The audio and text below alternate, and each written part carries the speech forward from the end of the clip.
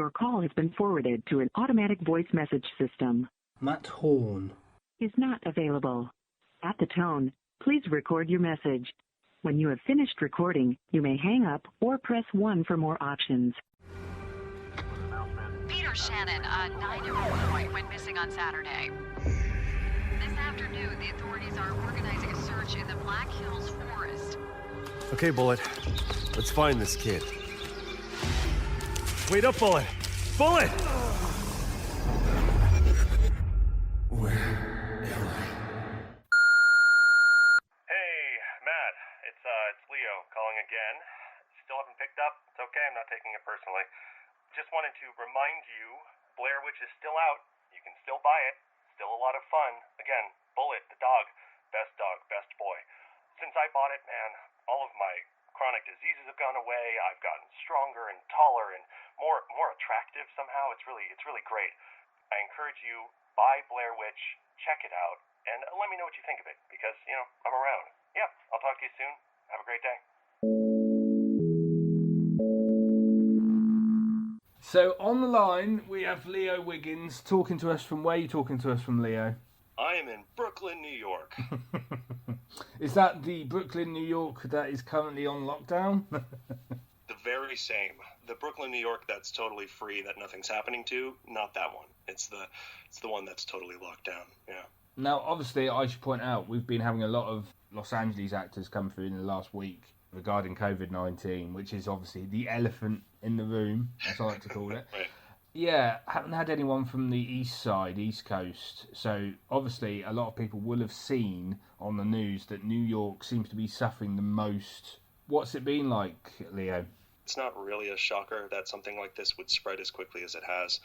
Very international city, a lot of travelers. It's been fine. I mean, keep in mind, I'm speaking from the perspective of a voice actor who has a home studio. So my life as a relatively introverted person has been more or less uninterrupted, but there's definitely a lot going on. People are scared, and there are a lot of face masks around. People aren't really going out as much, and it makes sense. People are just trying to play it safe, do their best to flatten the curve, as the hashtag goes. And obviously, this whole crisis has brought up two terms which I like putting in this podcast: self-isolation, social distancing, which, for I suppose a New Yorker, must be absolutely impossible. I remember when they were first saying, 6 feet if possible. It was yeah, good luck with the if possible there. On an average, you're sort of within 3 to 4 inches of another human being. It's just a delightful sardine can, this city. But, you make do. You spend a lot of time at home, and it works out. Well, obviously, I do have to ask the funny question. Are you fully stocked up?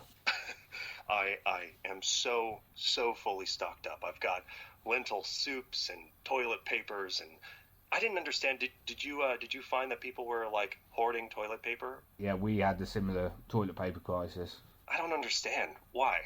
I think people are naturally assuming that the army are going to get involved, so obviously people will be barricaded in their houses. It'll be a bit like as if a hurricane's gone through the city, so obviously no one can walk about, so hence why I presume people were stocking up on toilet paper. Yeah, I mean, it's like necessity, sure, but it seemed like there was a specific focus on toilet paper. It really kind of surprised me. I don't know. Here, there's actually a obsession with pasta, would you believe? Dry pasta? Yeah, dry pasta. No idea why. I mean, that's weird, because obviously people are buying pasta, buying cans, tin cans. Nobody's buying Easter eggs.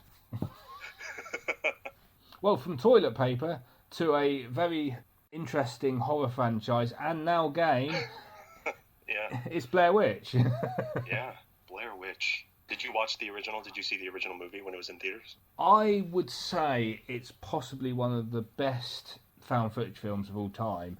Obviously, when it came out, there was no such thing as sort of, social media. There's no sort of viral marketing.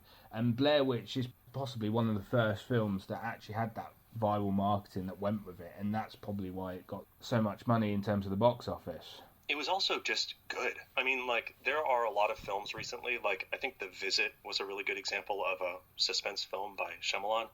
There were moments that were supposedly filmed on this little handheld camcorder that just looked professional. They looked too good. Blair Witch really did a good job. The film did a really great job of promising that it would look like found footage, and that it completely did. They managed to really drive home that promise in a way that was very satisfying. And it still stands up. I mean, I talk to people all the time, especially since the game came out, who talk about rewatching the original and still getting a kick out of it, really enjoying it. So I think it's just a good movie, in addition to its fun quirks. We should mention it's a franchise. I liked the original. I'm not so sure about the sequel. Yeah. I mean, in all honesty, I'd seen the original, I'd watched it again, and I might have seen one of the, because there was a sequel movie, and then I feel like they also remade it more recently, and there were like 3 video games, I found out, like PC video games that just weren't very well received. But you're right, it's a franchise, and I think that the strongest statement in it was the very first movie. I think the game, my game, was good. It was a good installation into the franchise, but definitely I think the first one was the strongest movie of the movies, at least. You mentioned about the trilogy of games on the PC. They were alright. I mean, they came out round about the release time, but they do exist if you know where to find them. I'll tell you that. Yeah. In volumes, I'll say that as well. Got a bit of a question. Obviously, you are a fan. It's quite obvious you're a fan. Have you actually been to the town? Oh my god, I have not. I would love to go. That would be a lot of fun. It has this like magnetism around it, or it's got this energy. I feel like the Black Hill Forest, something like that. I feel like that area would just be really exciting to visit. Have you visited? No, I haven't. No. The game, obviously, it's your game. Yeah. You've obviously been a part of it. What was production of the game like for you? So it was a lot of fun.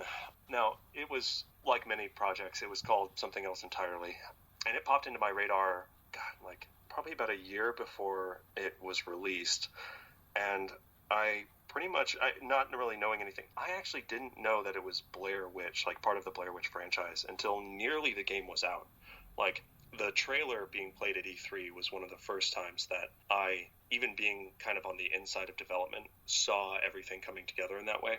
I get the impression that Lionsgate Games and the development team, Bloober team, had a plan to really make this kind of a big reveal. So there was a lot of secrecy around it, which was exciting and fun. You know, I've done a lot of video games, and most of them don't have that degree of fanfare. So that was fun. Development was great. I mean, the team over at Bloober team, they're all super passionate. They're all really good at what they do. I was somewhat familiar with Layers of Fear and Observer, the 2 games that they had prior to this. And then Layers of Fear 2 came out right before Blair Witch. And all of those games were really cool. They had their own flavor and their own style. They weren't just like doing what everybody else did. So it was exciting to work with them and to kind of get to know some of that dev team. And yeah, it was all from my home studio. It was all fun. a lot of running sounds and a lot of dying sounds, but a lot of fun. I was going to say, it says that you're an additional voice actor. So Yeah. So what parts do you play in the game? So initially, when I first joined them, I was doing a lot of what ended up being scratch audio, right? Like recordings that didn't end up in the final game. Some of them did. I haven't, in all honesty, found all of the instances of my characters and recordings in the game. Sometimes I'll watch gameplay of it and I'll hear myself in the background for a moment. The first couple of characters that I voice that you hear are like search party members, as Ellis is kind of entering into this woodscape. He's hearing this radio chatter over the radio. So I've voiced a number of the search party members. I also voiced a number of the soldiers that you kind of hear in later on hallucinations. And then there were a lot of kind of exertions and other recordings that either made it in or were kind of placeholders for eventual kind of final recordings. But yeah, it was a long journey. I did a lot of recording. There are instances of characters talking to one another that with the filters it's a little hard to tell. There are moments of my characters interrupting one another and generally having mixed feelings about one another, which is always a fun joy of voicing multiple characters. The original Blair Witch was quite psychological as well as a bit of a jump scare kind of film. Yeah. Would you say that obviously now, 20 years later, we're getting to the point now where people are starting to believe that you can play with people's minds more nowadays than you could 20 years ago? I've seen in watching Western, we'll call it Western horror films. You know, when you look at like Japanese and Korean horror movies and horror products, they have different trends entirely.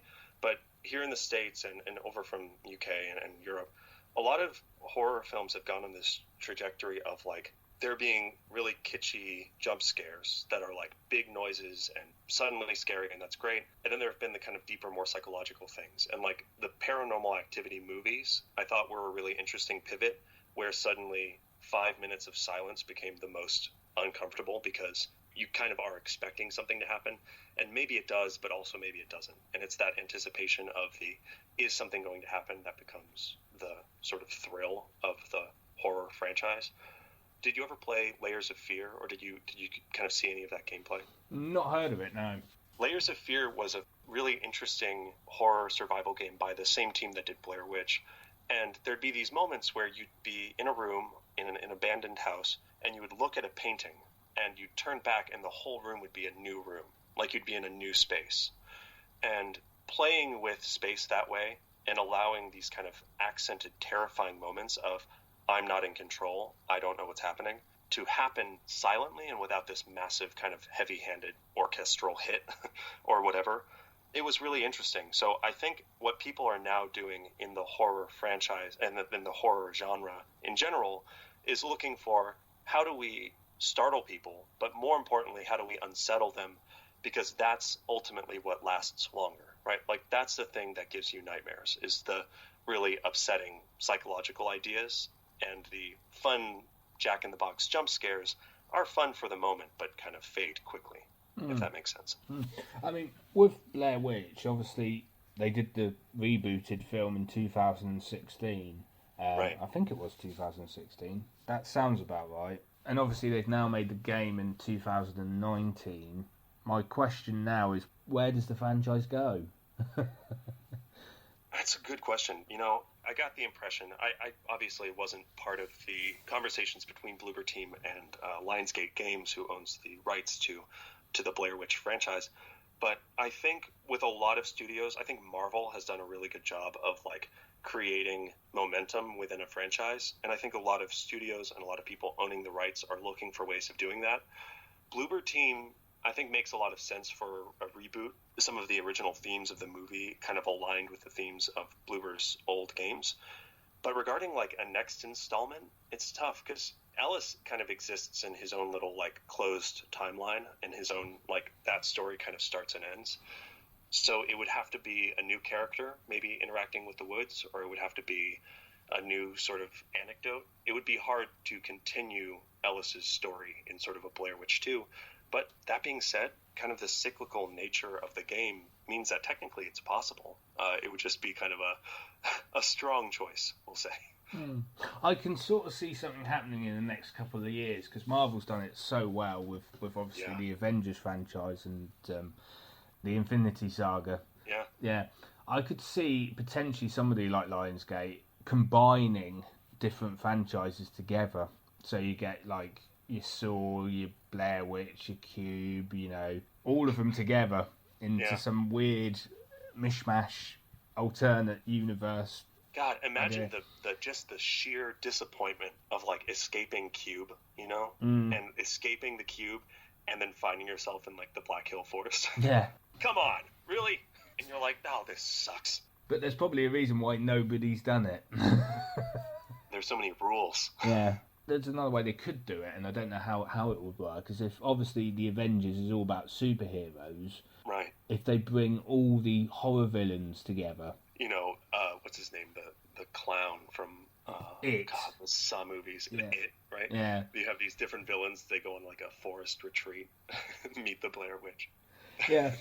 Are there any sort of funny anecdotes you can share about the production of Blair Witch? I was thinking a little bit about this. You know, in voiceover, one of the things we love to talk about is exertions, because there's such a unique challenge to voice acting, where you say, what does it sound like to, you know, be axed in the chest? Like, what does it sound like to be thrown against a tree?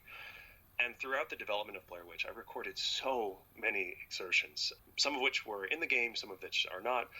But some of them were early enough that the type of death or the cause of death hadn't exactly been cemented yet. So what I'll say, and this is sort of a little pro tip for exertion recording, if anybody out there ever needs to, is it's about specificity, right? Like the sound of climbing a ladder is the sound of different tension in your body as you are exerting, and those little unintentional sounds that come up out of that. But a lot of those sounds are affected by tension in the body. So when it comes time to record, what does it sound like to be shot in the leg? Or what does it sound like to be, punched in the stomach? These sounds come from the specificity of your body and how your body creates tension, and then how that tension affects the voice. So early on in the game development, before they had exactly decided how your character could die, or how different characters could die, I had to record dying sounds, and their direction was always top-notch. But early on, before they had a reason for your character to be killed, it was not possible to say, okay, you're being clawed in the throat, or you're being, crushed under a boulder. It was just sort of general death noises. So during development, I definitely had a couple of sessions where I was doing dying noises, but it was like generic dying noises, which I actually found to be one of the most challenging things for me, because without that specificity, it kind of begs the question of what am I reacting to in that moment? And I definitely recorded a lot of very silly noises that I immediately deleted, not wanting to show anybody in the world. But definitely one of the weirder kind of challenges of being a voice actor, definitely. Well, obviously, let's talk a bit about you yourself, Sure. Leo. What made you want to get into acting in the first place? I started actually as a professional singer, and I was working as a singer and a teacher, and I had a voiceover workshop with an actress named Mona Marshall. She's made her name in South Park. She's in South Park as, I think, Kyle's mom, and Izzy from Digimon, which I watched as a kid. And she basically was very encouraging, and she was a member of the industry, and she was really experienced. So hearing her tell me that even though I had mostly experience as a singer and a teacher, that I could maybe look at voiceover as a possible career was tremendously exciting. After I ended up moving to New York for other kind of life reasons, I became really good friends with someone who was voicing a character in Yu-Gi-Oh! And that was when I really started taking it seriously as a possibility, because he was able to answer a lot of my questions and kind of give me a lot of the practical how-to in order to get started in the industry. And this was only like 4 years ago, and now I'm in something like 18 games, and I'm going to be in a feature-length film later this year, and I'm in 5 or 6 different animated series. So really, like, very quickly I found that the coaching and the teaching and the training that I was going through in New York, starting in about 2016, was not only fun and exciting, but I had this dubbing session for anime in 2016. We went in to do some walla, which is like background voices and background talking. And I remember stepping out of the booth, having had the most fun I'd had doing anything ever. If I said to you, Matt, like, hey, tomorrow you should go be a fireman and you should go put out fires for a living, that's fine, but is it actually fun? Is it gratifying? Do you end every day of being a firefighter satisfied and happy? It's hard to say in theory, but once you've done it, you have more clarity in that sense. So once I stepped out of the booth, having done it kind of professionally in 2016 for the first time, I was like, okay, yeah, this is what I want. So then from there, it was just identifying what my weaknesses were. And I had pretty good voice control from being a professional singer for nearly a decade. I just needed more training as an actor. So I started taking more acting classes and taking improv and taking basically any class that I thought might expand my abilities. And the rest is history, so to speak. What advice would you give to anyone wanting to pursue a career in the industry? Man, so this is one of those questions that I asked myself like a million times. But I also realized at a certain point that I look at voice actors like Troy Baker and Steve Bloom and Patrick Seitz, and I look at their early years, and I realize that the industry is so different now than what it was 10 years ago or 20 years ago or 30 years ago. So to a certain degree, there isn't really a solid set-in-stone way of progressing, and for people who are interested in getting into the industry, it's hard, it's complicated, and you'll hear 1,000 opinions from 100 people, and it can be really hard to kind of decide where to put your effort and your time and your money. But I would say, from my perspective, if you love voice acting, whether you have experience or not, if you love the idea of it, do it. I mean, do it for fun, right? Having a microphone at home, doesn't have to be super expensive. Just having a microphone at home gives you the ability to record yourself and listen back and kind of formulate your own feedback and start kind of hearing what you sound like on a microphone. And do it for fun, and do it for fun, and do it for fun, and do it for fun, because very seldom is it like, it's once in a blue moon that people get into it and immediately strike gold and are paid tons and tons of money, right? Like, so many people, it's a grind, and it's a slow and steady accumulation of skill and development of craft. So I would say take acting classes because they're fun.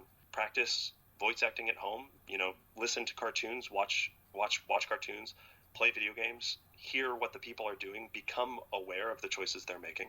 Think about what choice you would make in that scenario, and be humble, and never don't take feedback, and work hard always. But know that it's a slog.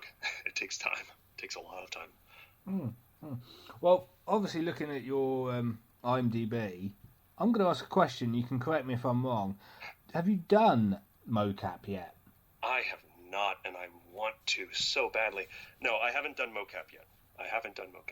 But you want to, obviously. Oh God, I want. So I'll say this: voice acting, as many voice actors will tell you, if you are doing the in the booth voice acting that most of us kind of build our careers on, you get really used to sort of creating the sensation of movement and action, even when you yourself are still in the booth or moving but still on mic, right?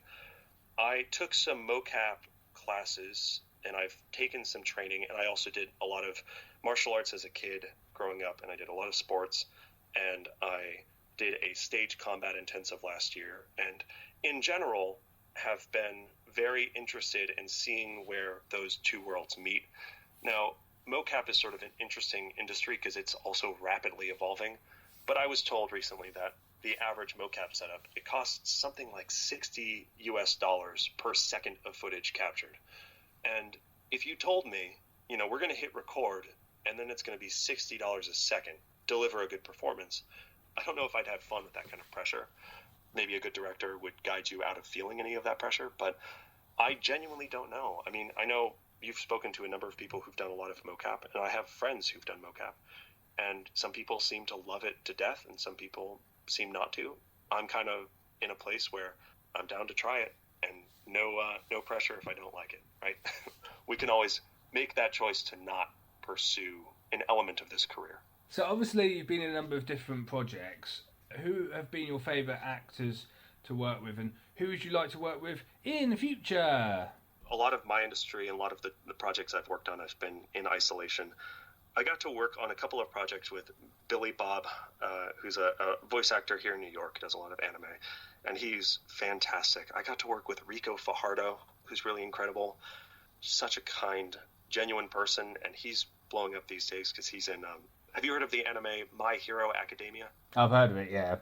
I think everyone's heard of it, actually. Yeah, no, I know of it, yeah. It's out there. He's, flying around the world, meeting people and signing shirts and signing babies. But he's just one of the nicest, kindest people I've met.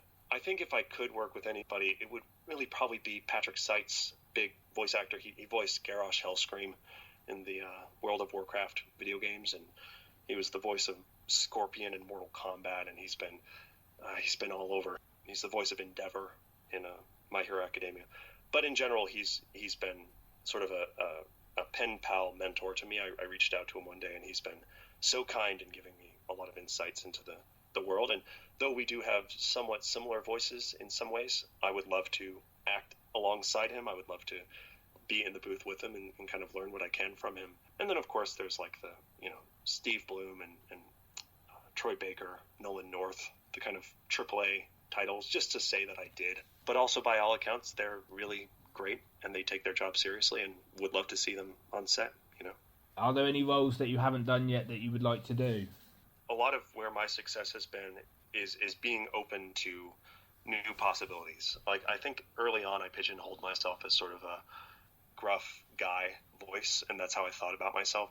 And then I booked an animation role in which I played like a little gray kitten, And then I booked a role in which I was a turkey vulture, like a kind of higher-voiced turkey vulture. And then I was in AFK Arena. I was the rat demon Verk. So, like, I am excited for pretty much anything that comes down the road that is not what I expect. Within things that I want to do, I would love to do, like, I'd love to be an orc. You know, I'd love to voice an orc for a World of Warcraft expansion. I think it's more about the people I'd like to work with. I have a friend who's in the new Final Fantasy game, and like, that's crazy to me, because Final Fantasy VII, you know, was 23 years ago, and to be in that game is really interesting, and to work with those people would be really cool. So, you know, I think when it comes to, like, dream roles, I think I just want to do everything. Why not? If you asked me 3 years ago, do you want to voice a little gray kitten? I would have not been like, yeah, let's do it. Realistically, like, it was a lot of fun to voice that cat, and it was a lot of fun to act with those other actors and kind of explore that world, which was a blast. So I don't know that I ever really want to restrict myself in thinking about what specifically, but, you know, anything, everything, all of it. All of it forever. Well, I'm going to give you a 1 minute plug, Leo. 1 minute plug to plug Blair Witch and anything else you've got coming up. Yeah, sure. So Blair Witch is a lot of fun. If you played Layers of Fear or Observer, feel free to check it out. It's a lot of fun. The Bloober team did a great job working on it. Also, coming out tomorrow as we're recording this, the 14th of April, is Receiver 2, which is being made by Wolfire Studios. And it's really cool. They've really kind of dived deep into gun mechanics and building basically a really interesting, mind-trippy world in which you are shooting a lot of guns that are very, very accurate in the way that they're modeled and built. The physics engine is insane. They actually modeled and run physics on every little spring and cog in every single gun. So although I'm not personally a huge fan of guns, it's looking to be a really fantastic game, and I know they are working so hard on it. So I would say check out Receiver 2, really cool, and I'm all over that game. I am a lot in that game. And Blair Witch, they're both great. Well, it's been a pleasure interviewing you, Leo. Thank you, Matt. It's been a pleasure being interviewed by you. Thanks very much for your time. Thank you, Matt. Have a wonderful day, all right? Bye-bye.